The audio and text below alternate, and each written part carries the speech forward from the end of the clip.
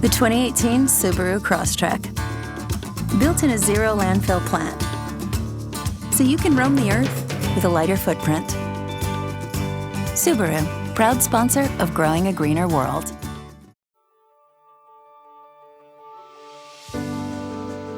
I'm Joe Lample.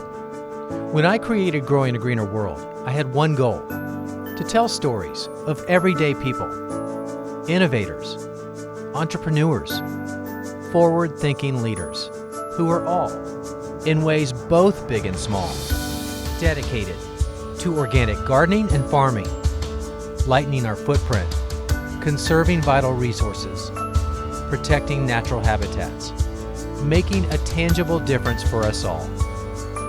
They're real, they're passionate, they're all around us.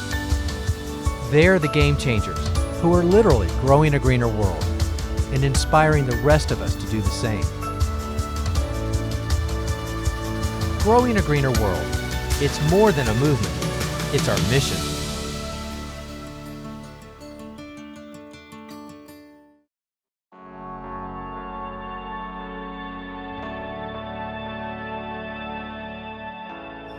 Ten years ago, Growing a Greener World got its start right here at Greensgrow Farms, founded by Mary Seton Corboy.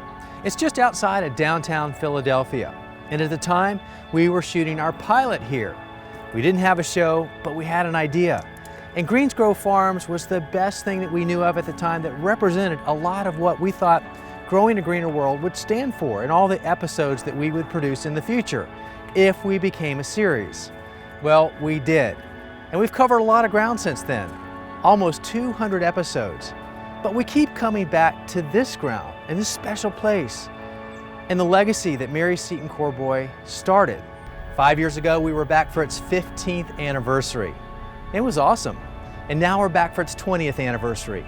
But you know what? This time, it's a little bittersweet because there's one person in this story that's not with us anymore. And that's Mary Seton Corboy, its founder. And if you talk to anybody that knows and loves Mary, the first thing they'll tell you is she was a fighter and there was never a challenge that she wouldn't take on head on. And she almost always won.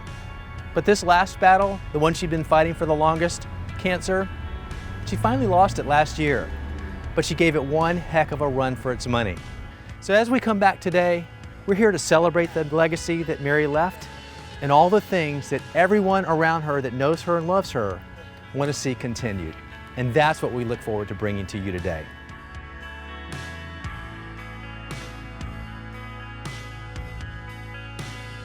Greensgrow has become a mainstay of the Philadelphia neighborhood of Kensington. The seeds of this place were first sown here in 1997. And while Greensgrow would prove to be one of the leaders of what turned out to be a much larger urban farming movement across the country, it was debatable at first whether anything would grow here at all. Even to co-founder Mary Seton Corboy, who, a decade later, still seemed a little shocked that her idea took root.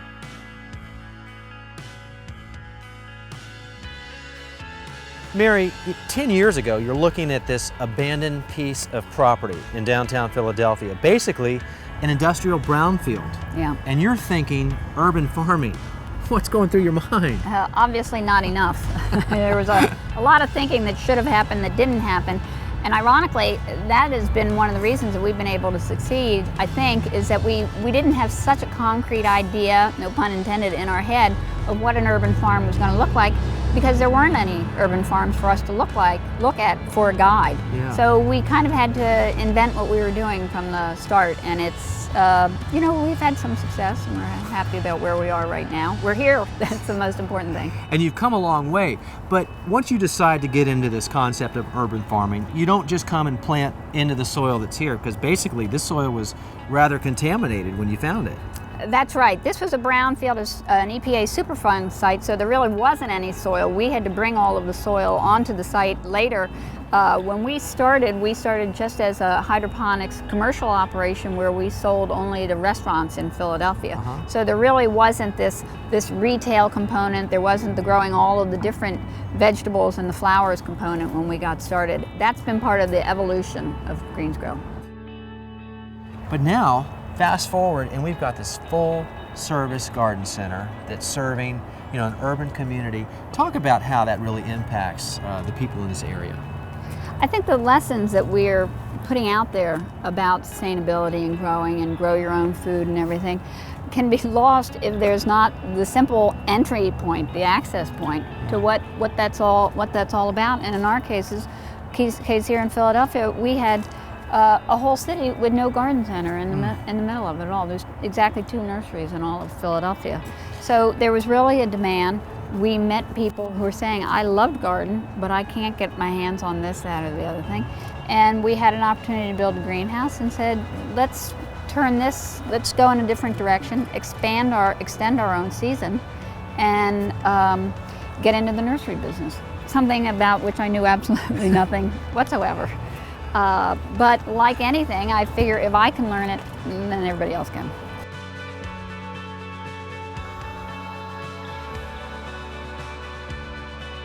And the locals did learn. From the simple things like flowers for the front stoop and fresh vegetables from the farmer's market, to the lesser-known techniques that Mary and her staff introduced to the farm. Green roof technology, rain barrels, making their own biodiesel for the delivery trucks, raising bees for on-site pollination and honey production. These practices have all become staples of green living now, but at the time, they were practically foreign concepts in an urban setting like this.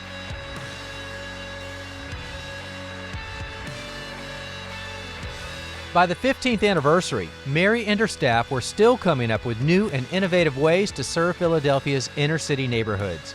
Right around the time the food truck craze was sweeping the nation, Greensgrow was doing it with fresh, locally grown produce and their mobile markets.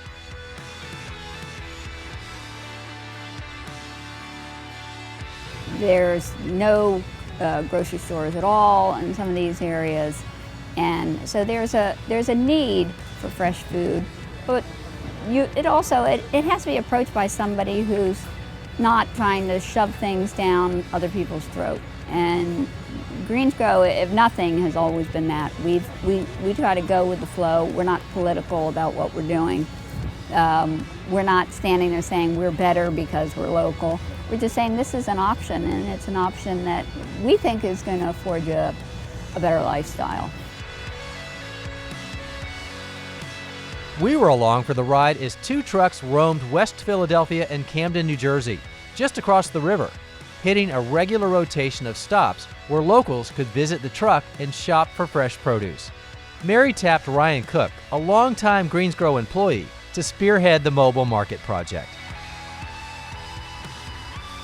So in the morning we go to a senior center, and the West Philadelphia Senior Community Center is really where we started. I mean, when we were a pushcart market, seniors were the people that came to us and said, hey, we want this produce, come here. And so that's really our core, and that's what we view as our really central demographic. And they're sitting there waiting on the sidewalk when we pull up, and that's just really gratifying every day, to know you're really getting it to people that really want it. And then in the afternoons we come to this, again, as this consistent location. It's the trolley line, there's buses here, and this is the real intersection between West Philadelphia, where we live, and Drexel University, and the places that have a little bit more food security, but there's still no grocery store here. So we sell a lot to students and people that aren't maybe what you would think of as food insecure individuals, but people that really are trying to eat healthy and can't, and they really have a hard time. And so we get a lot of student traffic, which feels good to us, and we know we're serving people that need it. The mobile markets are not money makers for us, and I think sometimes you have to do things that aren't money makers. If the people in a community are food literate, then they will embrace what we're doing.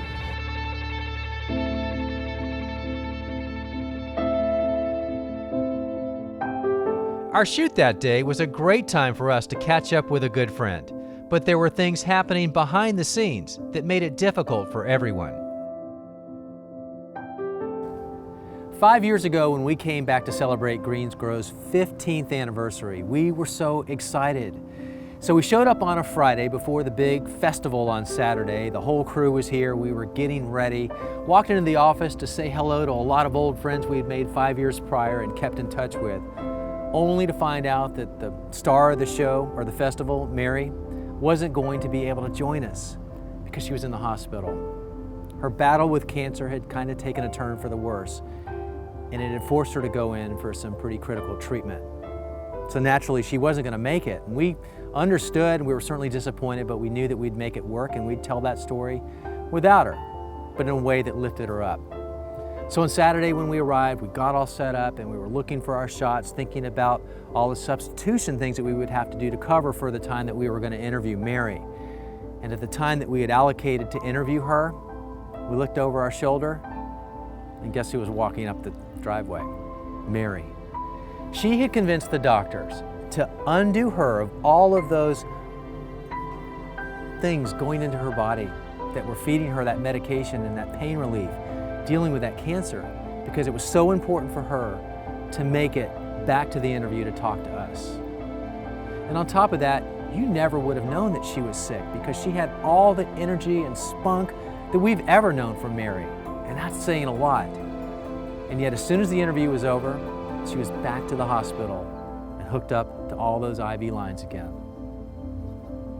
She fought back and she came back strong. But it was that day, just the example that she set of the fighter that she is, that impressed us so much and just reminded us of how special she really was.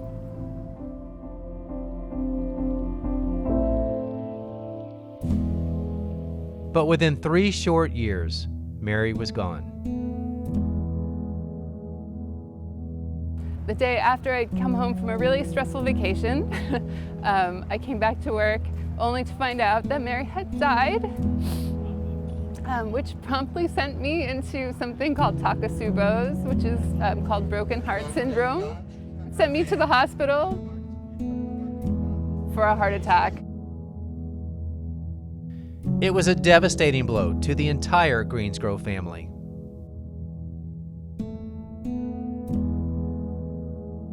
You know, Mary has made me realize that life isn't so serious, not that to take it so seriously. Things you have no choice of are going to happen, and you have no way of changing that. And so you go with the flow, and you laugh, you smile. Every day's harder. You know, her favorite saying that she always used to tell me was, "Dave, Greensgrow is like pushing a big rock up a big hill. More than likely, the rocks will roll back down next day, but the view for that night is amazing." At the time when I first came here, my husband had just passed away, so I was looking for something to give me some purpose, and this place gave me a lot of purpose. I woke up every morning thinking, oh good, I get to go to work today. So her legacy goes way beyond urban agriculture or food. Her legacy is one of a person being intimately in love with their neighborhood. She cared about this place. I mean, here we are 20 years later. She came to an area that was an unlikely place to have an urban farm and to bring food in. Yeah. But she made it work. No, it was a bad idea to begin with. And that's the first thing Mary would say. She's like, this is a bad idea. Trying to grow food in the middle of a post-industrial neighborhood, not a good idea. But she stuck it out and she did it. And most of the things she did, I think she would classify herself as not a good idea. But she stuck it out and believed in it and made sure that we followed through and made it happen.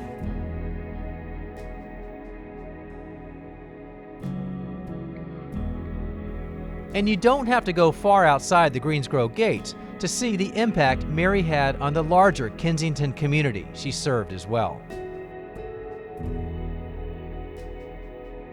Mary had a huge influence on the neighborhood, I think.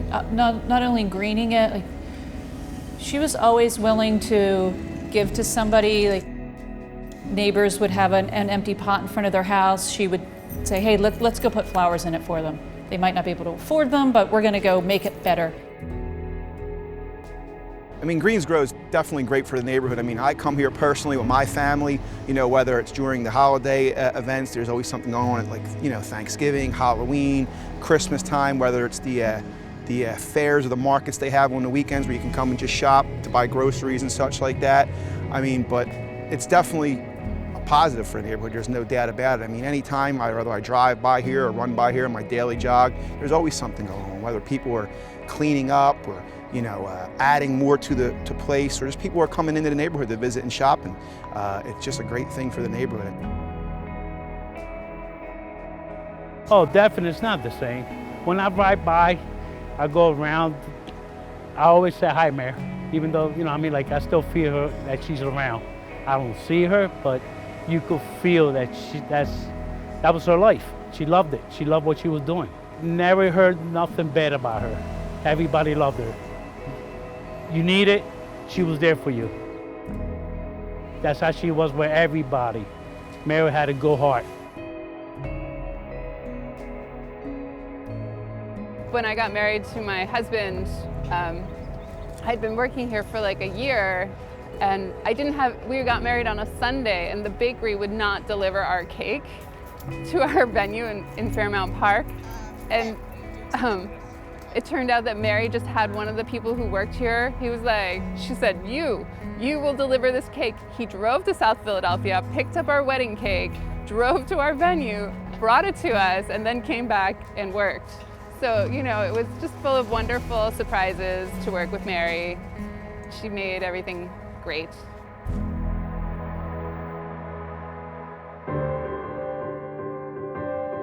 And in true Mary fashion, she had taken steps to ensure that Greensgrow would continue after her, right down to hand-picking her successor. And she went with a familiar face. I've been at Greensgrow 11 years. I started as the farmer at the very bottom of the totem pole. Mary always said I would take over, and I always told her no, and then yeah, here we are. She got her way, as we know. She always got her way. The first 2 years was just Mary yelling at me every day, but I tell you, I never wanted to come into work being yelled at by anyone else. The fundamental thing was Mary had really high standards. Not only had she put her blood, sweat, and tears into this place for 10 years before I even got there, right? Things and stories that I would never know, I'd hear snippets of, but I didn't know the journey that had gone there. But this was her baby, this was her thing. She felt fiercely like she wanted to protect it. And so that yelling really came out of a sense of love and stewardship for this project that is Greensgrow. And so those high standards were not only about her, but I think about making sure that everyone came behind her, knew what was expected of Greensgrow even when she was gone. If there's one thing that I find myself challenging to recreate, it's that unique persona. That's not something I can't be Mary, and I can't try to be Mary. And I think that's what's challenging every day is how do you bring your own unique role to this organization that was built around one person? The Greensgrow is Mary and was Mary and will always be Mary to some degree. So how do we make sure we hold that and center that while still allowing the farm to grow and develop and innovate and keep changing to reflect the city as it changes, the neighborhood as it changes, and its staff as we take on new roles here. The thing that I always carry around with me that Mary really instilled in all of us is that Greensgrow has to serve everyone in this community. Everyone has to find value in what we're doing here. And so we have a lot of programs, sometimes too many programs, but everyone is a gateway for a different type of person, a different type of family to come in and find a reason why Greensgrow exists in their community. I have a what would Mary do above under her picture in my office. And that's not of what will Mary do every day, but how would Mary go about thinking about this? What would Mary be looking to the future and making sure that Greensgrow is meeting those standards and continuing our mission and staying true to ourselves and again, our identity in this neighborhood.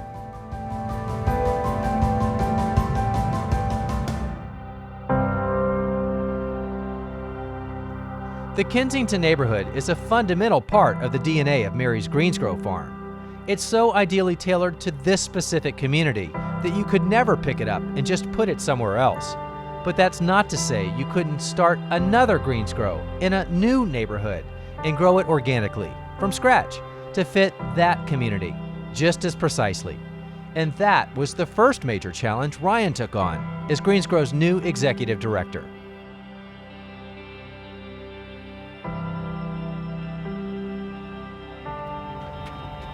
This is so cool. I know, I'm glad to have you. It's been a long time. Greensgrow West. So tell me about the property. How did you find this place? This is a long time coming. So, I lived in West Philly for 20 years. So I think this is always capturing my desire to work closer to home. So I've been pressuring Mary for a long time. We really should be in West Philly. And it was always Mary's dream, I think, to replicate, to say that this wasn't a flash in the pan, that Greensgrow is something that has relevance to every neighborhood. So I'm sure the neighbors love having you here. Definitely. I think there's this neighborhood, unlike Kensington, which, you know, is an industrial neighborhood, there's not only yard space. West Philly is very green. There's lots of opportunities here, but they didn't have the resources, not even a box store for them to get plants. So as I said, like, this is something that the neighborhood was asking for, and Greensgrow was able to fill a void and bring our experience and our, you know, wonderful mix of plants and people to this neighborhood and figure out how we can add value. How does Greensgrow in West Philly look different than Greensgrow in Kensington? And that's a really interesting thing about what we're trying to do here. So here we are in this super cool urban location. How in the heck did you score this place? We actually just did a pop-up down the street. So there was a longtime business owner in the neighborhood. His bar had burned down in a tragic fire, and the land was sitting vacant, and he hated seeing that. He wanted to see something green and vibrant come in and fill in the corridor. So we went there for 2 years, and it did so amazingly well. It really gave us the confidence and the experience to say, all right, here we can show the city, we know what we're doing. And now we're here, and it's been, it still changes every day. I think we're still getting the lay of the land, right? There's a permaculture principle of you have to spend a year in a place to really understand it. Right. Well, I know Mary would have been really excited because it was always her dream to replicate Greensgrow, and this happened just after she passed. Well, yeah, I mean, she got a chance to see it. I had some funny meetings here with kicking rocks, you know, and poking around the site. Honestly, she was very hands-off. I think that's what I always loved about Mary. She, you know, trusted my instinct, trusted my vision, and kind of let me go. Sometimes I wish I had more support from her, but you know, I think she really understood that if this was going to succeed, it had to have a life beyond her, and so she couldn't really micromanage it. But you know, the organization was always called Greensgrow Philadelphia Project. The idea being that this was just one out of a series of how this idea would spread across the country. And so I don't know if you ever thought it would spread inside Philadelphia first, but it's definitely been a nice stepping stone to, I think, what we see as the future, which is, you know, Greensgrows popping up all over. Taking these wonderful sites that we create and how do we make them accessible and usable by others. And so, you know, we've done farm dinners here, we did movie nights, we did a whole thing we did dog washes one Saturday. That's one of the great things about being on a commercial corridor. One of the great assets that we were looking for in trying replicating is being accessible on a public transit line in the middle of a neighborhood in a way that Kensington honestly wasn't. When that farm was started, it was a hydroponic lettuce farm. It didn't matter where it was. And so now we built a community around there, but here we're walking into a community, and part of that is listening and figuring out what are the latent needs here, what are the understandings, how do people want to use the space to achieve their own vision. And a lot of that is just time and patience in figuring that out. Right, and providing a beautiful green space and lots of opportunity to take some of this nature back home with them, right? No matter where they live. What I like to say is, you know, we put the people in gardens. So it's one thing to have a community garden that you can enjoy from the outside. It's another to have a space like this you can walk in and talk to someone about what's going on, talk to somebody about how you're going to take physically, and the idea is, right, the idea farm back to your block and replicate it in a small way. And so a lot of what we do is just find ways to welcome people into the site and make it their own in a small ways. It's nice, we get people all the time that walk around and say, you know, I can tell you're here because I walk around the neighborhood and I see flowers in people's yards. And so you can actually have a visual impact and a material impact on the neighborhood around us, and that's really powerful. I love that. You're doing a good thing, Ryan.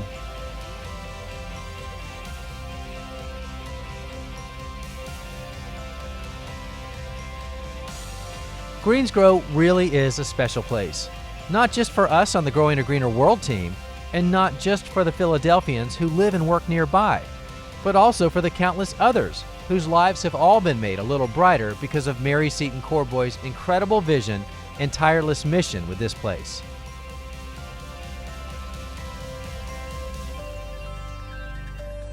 And while it is hard to walk around this place and not see my friend Mary, the truth is I do see her in every lovingly cared for plant, in every staff member's smiling face, and in all the friendly handshakes from friends and neighbors that Mary left behind, and in all the work that she started that continues to spread.